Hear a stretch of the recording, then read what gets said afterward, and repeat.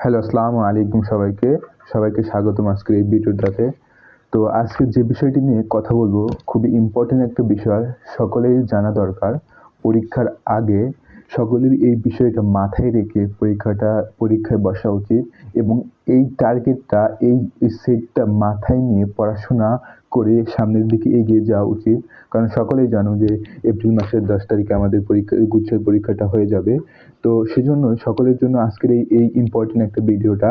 তো সকলেরই আমি মনে করি যে এই ভিডিওটা সকলেরই জানা দরকার। তা না হলে এলোমেলোভাবে পড়াশোনা করলে দেখা যাবে পরীক্ষাতে একটা টার্গেট না নিয়ে গেলে আমাদের কিন্তু আশা অনুরূপ একটা মার্ক থাকে না। কিন্তু আমরা যদি আগে থেকে একটু প্রস্তুতি গ্রহণ করে থাকি যে কত মার্ক পাইলে কি হতে পারে না হতে পারে, সেটা জানলে আমাদের জন্য অনেকটাই সহজ এবং ইজি হয়ে যায়। তো আজকে প্রথমেই যে বিষয়টি নিয়ে কথা বলবো, জিএসটি কাটমার্ক নিয়ে।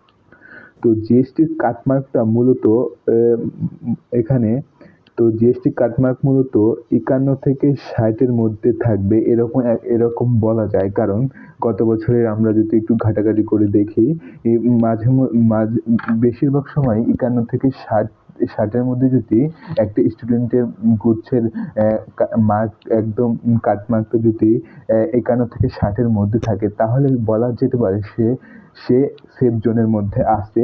এর নিচেও মাঝে মধ্যে নেমে যেতে পারে, বাট সেটা খুবই রেয়ার।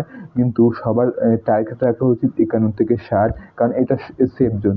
অনেকে ভাবতে পারো ভাইয়া মাঝে মধ্যে তো 51-50-এর নিচেও নেমে যেতে পারে।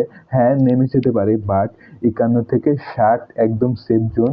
এটা টার্গেট নিয়ে রাখলেই হয়তো তোমার কিছু মার্ক কমে আসতে পারে, সেক্ষেত্রে চান্স থাকতে পারে। বাট তুমি যদি এর থেকে একটু কম টার্গেট রাখো, সেটা কিন্তু তোমার জন্য খুবই বিপজ্জনক হবে।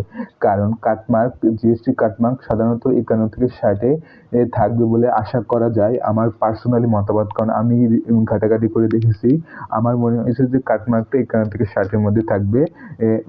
খুব এদিক সেদিক হবে না। সবার এটা টার্গেট নিয়ে সামনের দিকে এগিয়ে যাওয়া উচিত।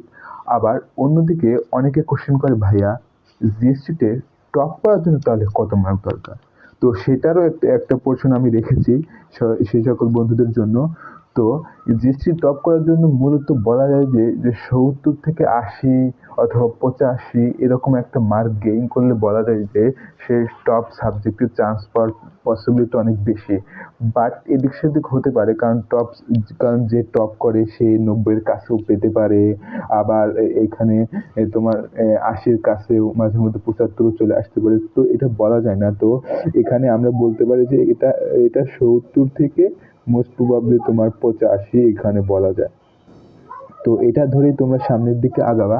তো বন্ধুরা, এটা তোমরা মাথায় সেট করে নাও যে জিএসটির কাটমার্ক 51 থেকে 60-এর মধ্যে এই টার্গেটটা রাখো। আমি কিন্তু একটা রেঞ্জ করে দিয়েছি 51 থেকে 60-এর মধ্যে। আমি কিন্তু এক্স্যাক্টলি বলছি না যে 50-এর কাছাকাছি বা 60-এর কাছাকাছি, আমি বলছি 51 থেকে 60-এর মধ্যে।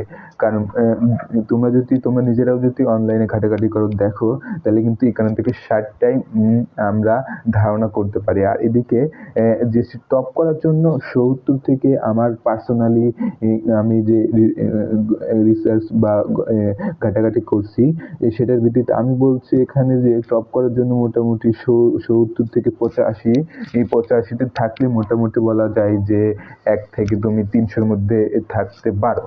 তো জিএসটিতে তোমার মনে করো সিট সংখ্যা তো অনেকে আছে যারা 10,000-এর মধ্যে থাকবে, তারা তো নিশ্চিত একটা সিট পেয়ে যাবে। কিন্তু যারা 13,000 15,000 তারা একটু 13,000 পর্যন্ত, 13,000 সেফ জোন, বাট তার নিচে গেলে ওয়েটিং এ থাকতে হয়। ওইটা খুবই একটা খারাপ ব্যাপার। তো আমরা আশা করব যে তোমরা টার্গেট রাখবা যে 10,000-এর মধ্যে র্যাঙ্কটা রাখতে, এবং সবার টার্গেট রাখা উচিত যে 1,000-এর মধ্যে আমরা থাকবো।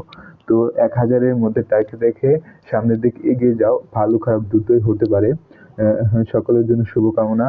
তো আজকে বন্ধুরা এ পর্যন্তই। তো তোমরা আমাদের চ্যানেলের সাথে যুক্ত থেকো। প্রতিনিয়ত এরকম গুরুত্বপূর্ণ ভিডিও তোমাদের সামনে চলে আসবে। তো আমাদের চ্যানেলের সাথে তোমরা যুক্ত হয়ে যেতে পারো। তো বন্ধুরা, আজকে এ পর্যন্তই। আমার জন্য দোয়া করবা, তোমাদের জন্য অনেক দোয়া থাকলো। তো আজকে এ পর্যন্তই। সবাইকে অসংখ্য ধন্যবাদ। আসসালামু আলাইকুম। আল্লাহ হাফেজ।